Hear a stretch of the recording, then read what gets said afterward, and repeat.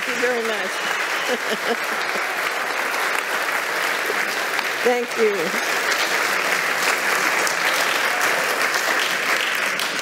It's so wonderful to be here. I see many friends in the audience, and I want to thank Jan and the organizers and the wonderful new media that's here that's helped bring us together.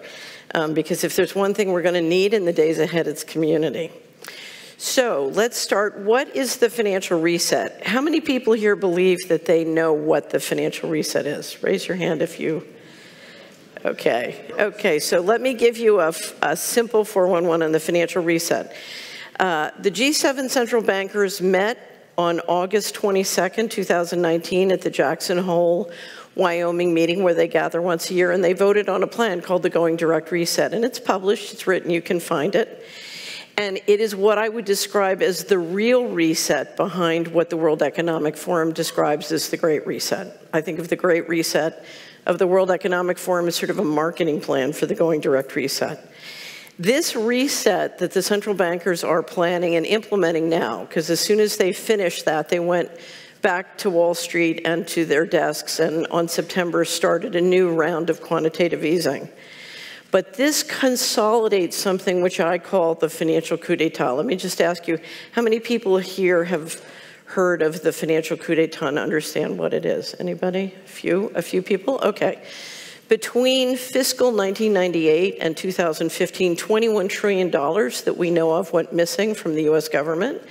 And we don't know, there's more indication that there's much more since then, but they changed the rules and basically took the position we can keep secret books from now on.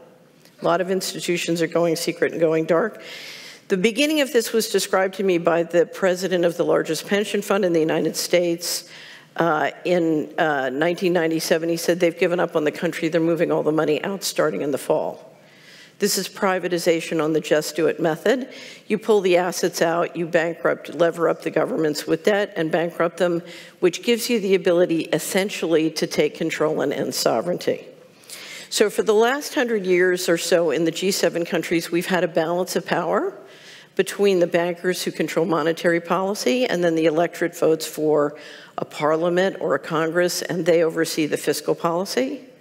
And now what Going Direct is doing, among other things, is basically the central bankers are moving in and taking control of what the electorate used to run, which is the fiscal policy and the tax money.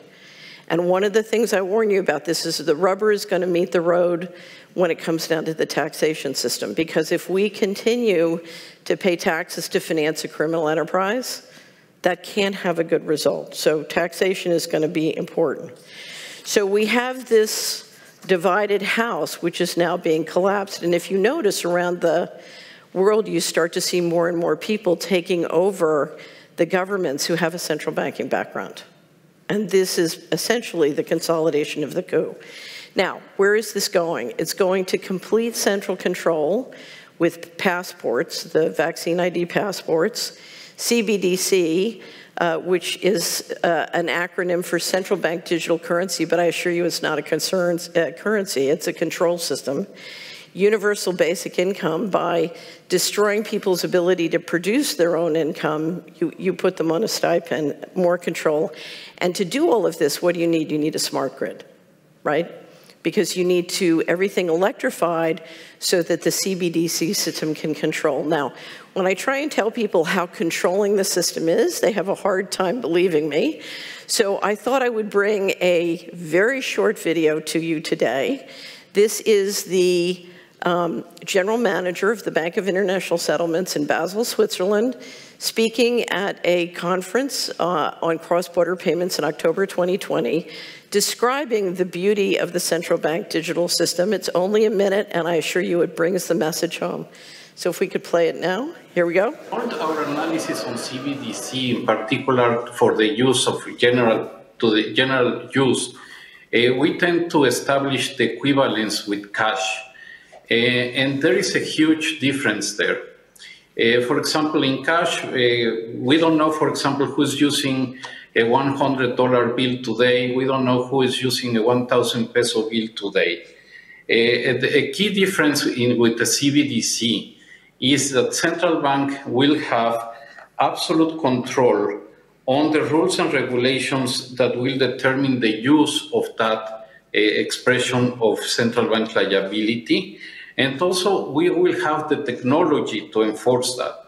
Those two issues are extremely important, and that makes a huge difference with respect to what cash is. Okay, so what that means is if you have money in your bank account and the new rule is you're not allowed to transact further than 5 kilometers from your home, your card won't work more than 5 kilometers from your home. If they don't want you buying pizza, you can't buy pizza with money in your bank account or with your card. It is complete control, and it solves the taxation without representation problem, because if they want more taxes, they just come take it out of your account. So when the World Economic Forum said it's 2030, you have no assets and you're happy, what I hear is it's 2030, we took all of your assets and you're mind controlled. Okay? So that's sort of English. Okay, so what are some useful steps? For 10 years, I'm no longer doing it, but for 10 years, I helped individual families with investment advisory, and everybody was sort of looking for a way to duck or get around Mr. Global. And unfortunately, the period of getting around or ducking or staying in the middle of the road is over. So I'm going to outline 5 steps that I want you to consider, and the first one is pick a side. We are at a fork in the road. One road leads to slavery, the other road leads to freedom. And you have to decide which side you're on. Okay, we can clap for that. So I did this early. So the process we're all going through together now, I did very early. I started in the 90s. And I had to literally go through a process where, as a very wealthy, successful person, I had to give up everything one by one by one. And you come down to sort of the last phase, and you have freedom or your life, and you have to choose. And I chose freedom, and that's when the miracles started. So I'm alive, it worked. But no promises, you have to pick a side, and you have to, this is a burn your boats kind of situation. You can't go back. The second thing you need is a good map. The last speaker did a good job of describing this. We live in a world where there's an official reality or a simulated reality, and it's very much created by what we're now calling, thanks to Brian Garish of UK Column News, the old media. So we have this official reality, but then we have reality. And it's very important that you have a good map of both, and that's why it's so wonderful, particularly here in the Netherlands, that you have such a rich offering of new media. Because new media is doing a great job of trying to help people navigate between the two. Now, you need a map of both the official reality and reality. You need the official reality because you need to meet people where they are. We all are dealing with family and friends who want to stay in the official reality, and we need to know what it is and how it works so we can meet them where they are. But you don't want to use the official reality for risk management, because that's how people lose money. They lose money to financial fraud, they lose money to health fraud. If you're going to invest your time and money, you need to know the other reality, and you need to be able to use both maps with discretion, okay? So if you use your official reality map for risk management, you're going to lose a lot of time and money. If you use your reality map to have a dinner party with friends who don't want to know about reality, you're going to lose a lot of friends. Okay, and so part of this, you know, we live in a multiple personality disorder world, and so one of the ways, you need these two maps, but you need to be able to use both maps to navigate successfully and be effective, okay?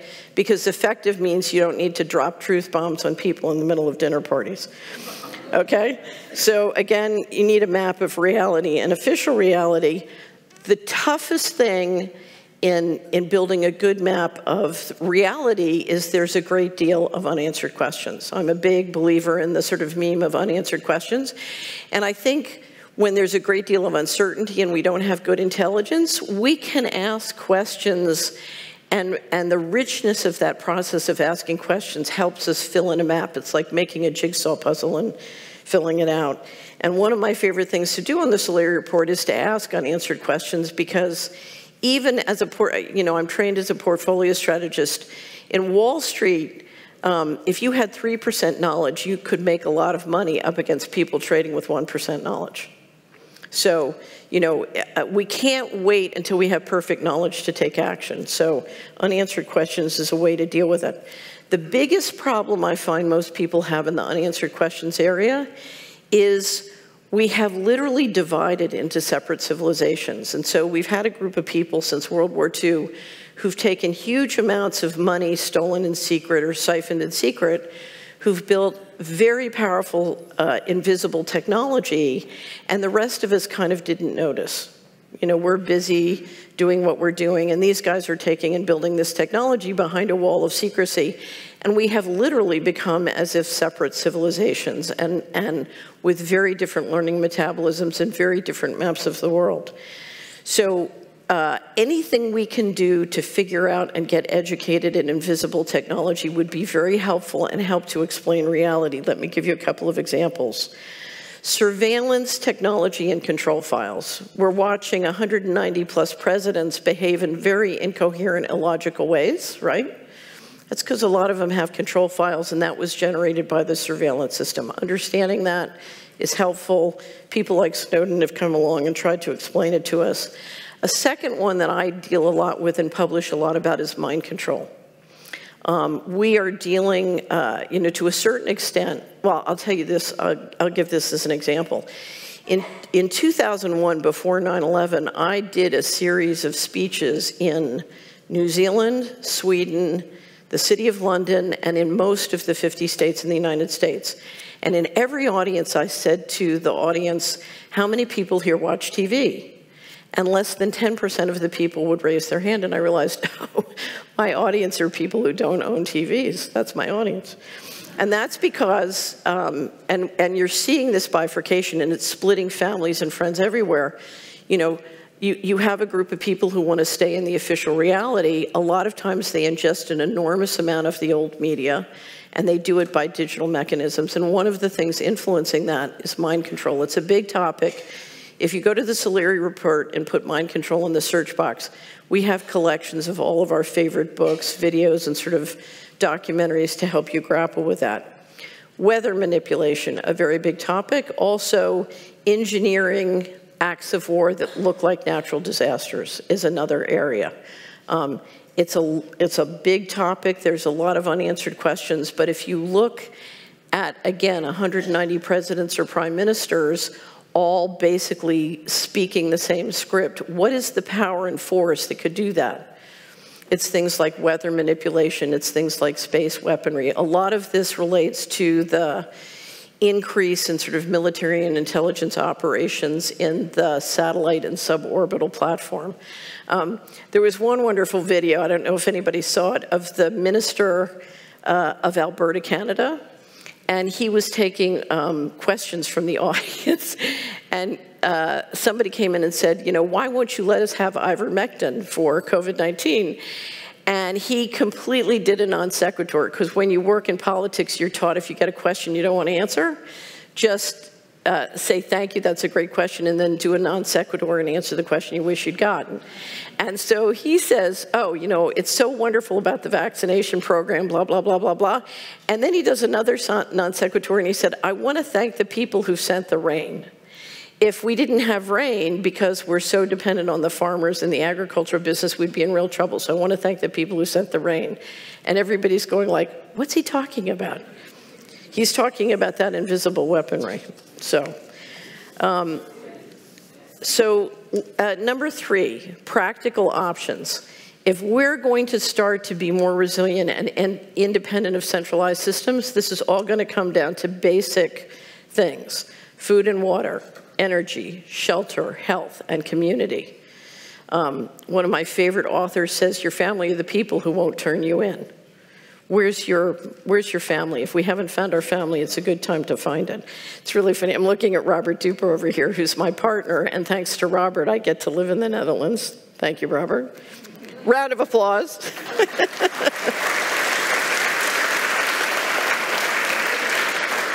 So Robert loves what he does, and he's great at what he does. But in March 2020, when the lockdown came, I came downstairs, he looked at me, he says, "What does this mean?"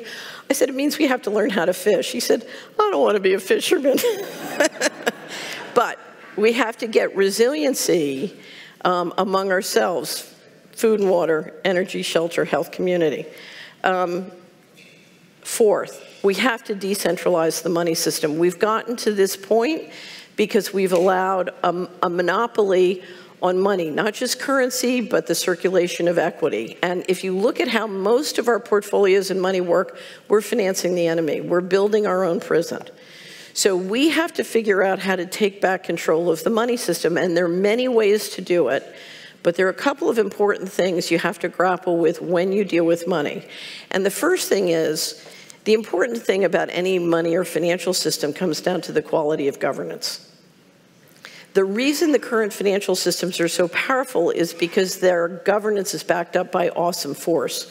We won't have awesome force to back up ours.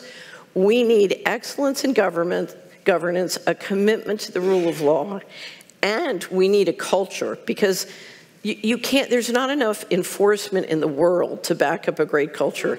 That enforcement has to come not just from law, but from culture. I'll never forget, one of my favorite allies in Washington used to say, "Culture is the integration of the divine in everyday life." And we need that kind of culture.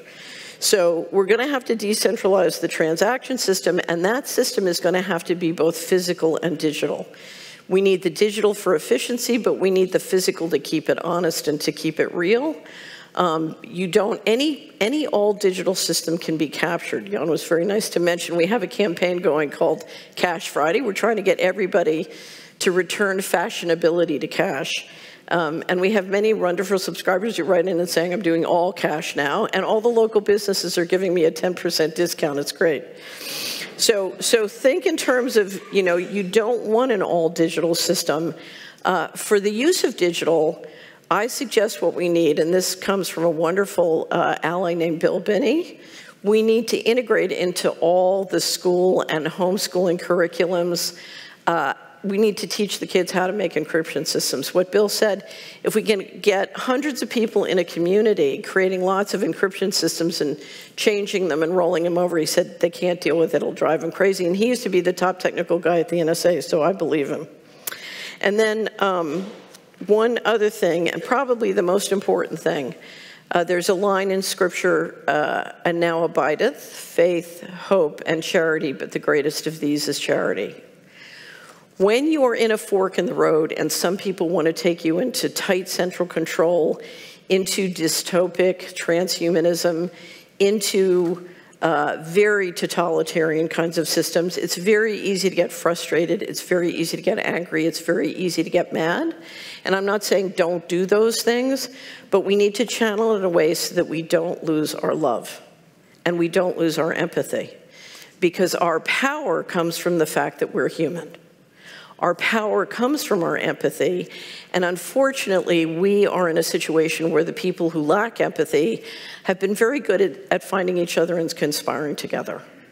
And so we need a way to find each other and conspire with each other and deal with tremendous evil without losing our empathy and without losing humanity. Because we need a human civilization. So think of, at the root of this, we need to build a human civilization, and we need to build a human civilization with decentralized systems, starting with the currency and the equity in the financial system. But remember, our power comes from our spiritual power, our emotional power, our energetic power, our intellectual power, and more than anything, our imagination. One of the things I always say, now is not the time in our history to have a failure of imagination. And so faith, hope, and love, that is what we need. And each person is different.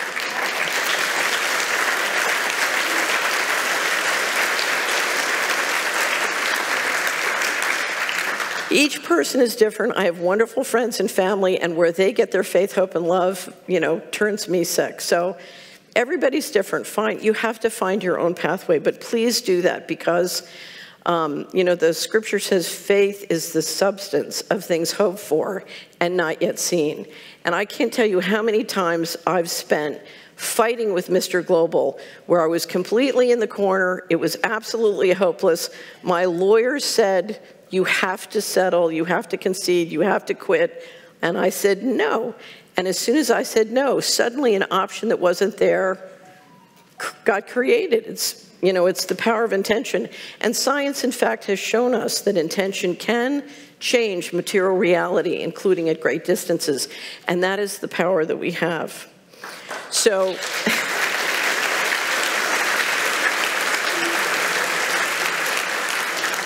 I just want to end the way I end many Solari reports. You have to understand, I spent my whole life, until the time I was almost 50, basically as a conspiracy foot soldier. You know, I was raised to believe that conspiracies were great. They were wonderful things. You got a group of people together, and you came up with a plan, and then you ran around in secret, and you got them implemented, because the future is built through transactions. You know, you have a vision, and then transactionally, you build into it by building businesses or building projects or building all these things. We thought of conspiracies as wonderful, and it wasn't until I got kicked out of the establishment that I discovered that people thought conspiracies were bad. It was like, well, wait a minute, most conspiracies are legal. They, you know, you just sneak around and you have to do them in secret. And so I realized, well, how are these people going to build a future if they think conspiracies are bad? Because we have to get together and organize and transactionally build our future. So I always ended the Solari report by saying, don't ask if there is a conspiracy. I mean, you don't have to ask now, it's pretty obvious, right? Don't ask if there is a conspiracy. If you're not in a conspiracy, you need to start one.